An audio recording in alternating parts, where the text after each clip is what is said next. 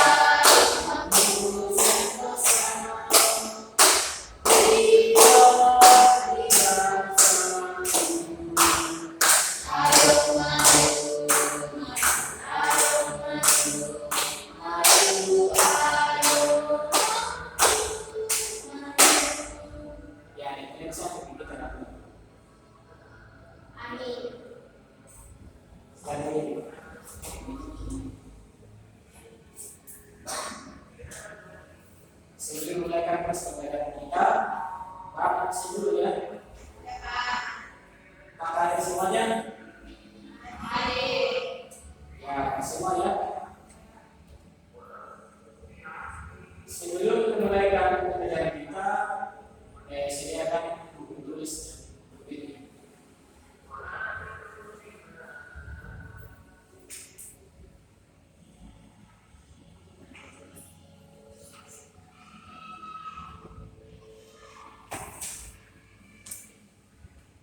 Untuk materi kita saat ini, bab 2 harmoni dalam ekosistem pada topik C, ekosistem yang harmonis.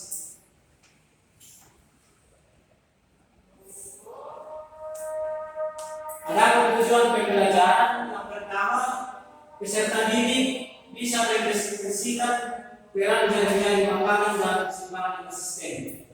Yang kedua, peserta didik bisa mengaitkan fenomena yang terjadi pada suatu ekosistem dengan jaringan makanan.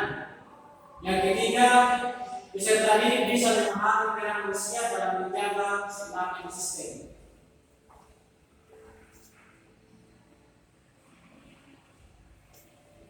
Nah, jaringan makanan sangat erat kaitannya dengan populasi makhluk hidup. Jaringan makanan sangat erat kaitannya dengan populasi makhluk hidup. Karena proses ini menggambarkan kelangsungan hidup anggota ekosistem. Nah, jika hewan bisa dimakan, maka jumlahnya akan berkurang. Semua ini berlangsung secara alami dan membuat ekosistem tetap seimbang. Lalu bagaimana jika suatu komponen hilang? Apa yang akan terjadi jika ada perubahan lingkungan pada ekosistem, seperti misalnya pembangunan dan penebangan hutan?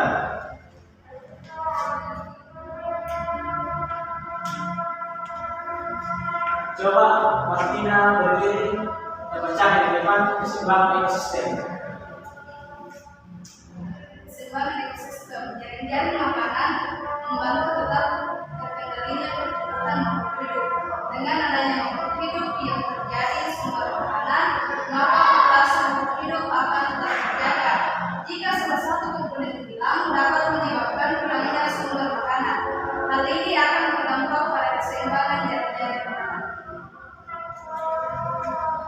Nah, ada yang di depan keseimbangan ekosistem. Coba lihat gambarnya.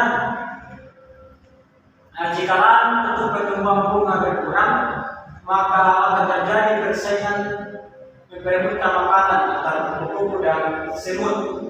Nah, ini akan menyebabkan menurunnya populasi semut dan kupu-kupu. Tidak sampai di situ, hal ini akan berdampak juga pada populasi dan lama yang membutuhkan kedua hewan ini sebagai sumber makanannya. Nah, yang pada gambar kupu-kupu, jika ada penangkapan kupu-kupu yang menyebabkan pengurangan populasi kupu-kupu, maka lama-lama akan sulit mencari makan. Dampaknya adalah menurunnya populasi lama-lama di ekosistem tersebut.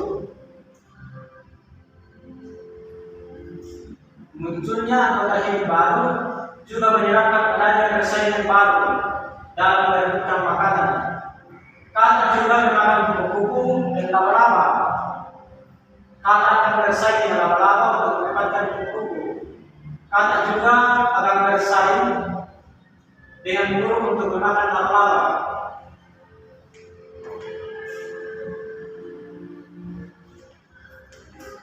Coba yang di depan, penyebab ketidakseimbangan ekosistem. Nah, umumnya gangguan pada ekosistem bisa terjadi karena adanya bencana alam dan ulah manusia. Bencana alam seperti gunung meletus dan kebakaran hutan akibat kemarau yang panjang dapat merusak ekosistem karena banyak makhluk hidup yang mati. Namun fenomena ini pada jangka panjang dapat memberikan keuntungan tersendiri bagi ekosistem tersebut. Nah, tanah di sekitar gunung yang meletus seiring dengan berjalannya waktu akan menjadi tanah yang subur untuk pertumbuhan aneka macam tumbuhan. Perhatikan gambar yang ada di depan terkait pencemaran lingkungan dan pengusahaan alam.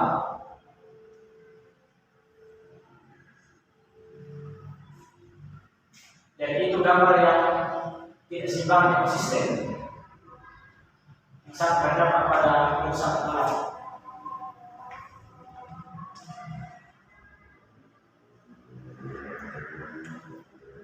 Nah, ada upaya menjaga seimbang ekosistem.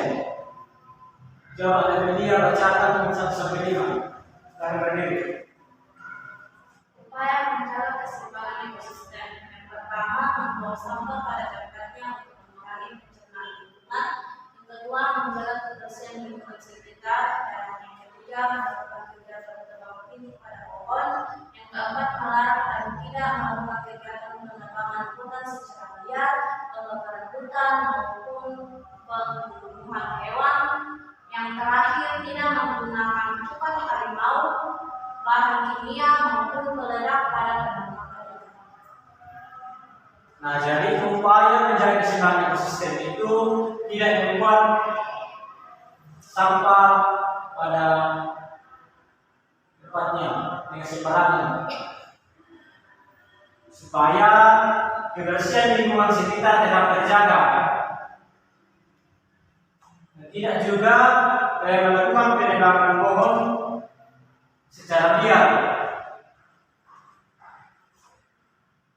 dan tidak menggunakan cukai harimau, bahan kimia maupun peledak pada penangkapan ikan.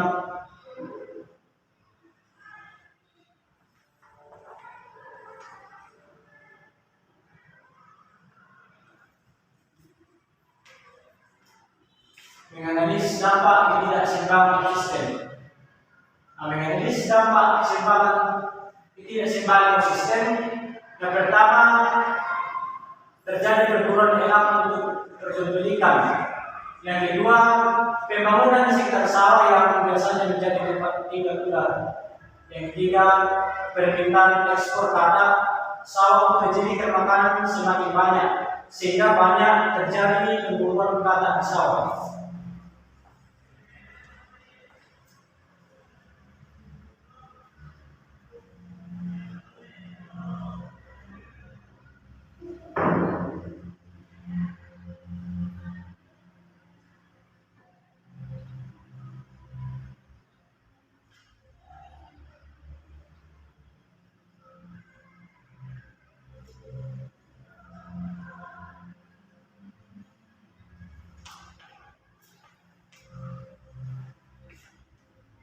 Adik-adik bisa lihat di depan untuk kasus permintaan ekspor kata sawah untuk dijadikan makanan semakin banyak sehingga banyak terjadi perburuan kata sawah. Yang pertama, populasi kata berkurang karena diburu. Yang kedua, populasi burung elang akan berkurang karena berkurangnya populasi kata yang menjadi makanannya. Yang ketiga, populasi kata akan bertambah karena tidak adanya saingan dalam memangsa tikus. Yang keempat, populasi tikus akan berkurang karena populasi sedangkan populasi belalang meningkat karena tidak adanya pemangsa. Yang kelima, hasil panen berkurang karena meningkatnya populasi belalang.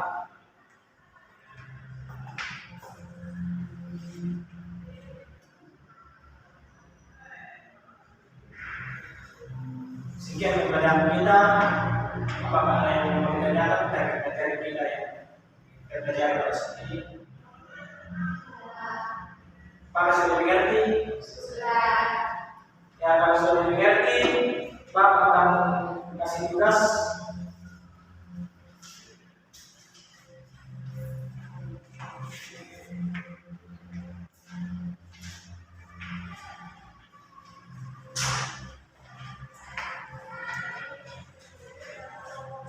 Tugasnya akan dikumpulkan minggu depan.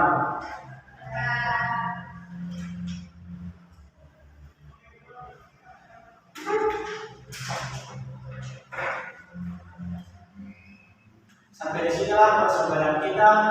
Ada yang mau ngasih kesimpulan? Ya, jadi kesimpulannya kita harus menjaga ekosistem. Mengapa kita harus menjaga ekosistem? Karena lingkungan terjaga dengan baik dan tujuan ekosistem menjaga ekosistem populasinya semakin meningkat.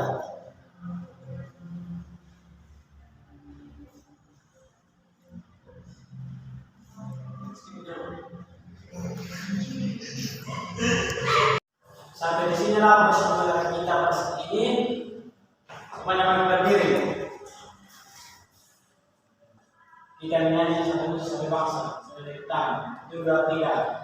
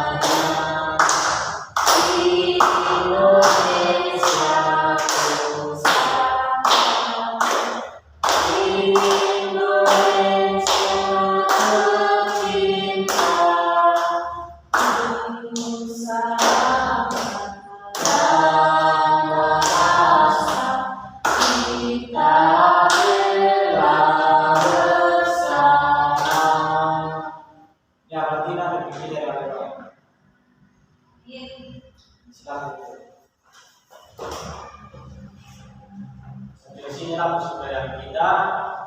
Silakan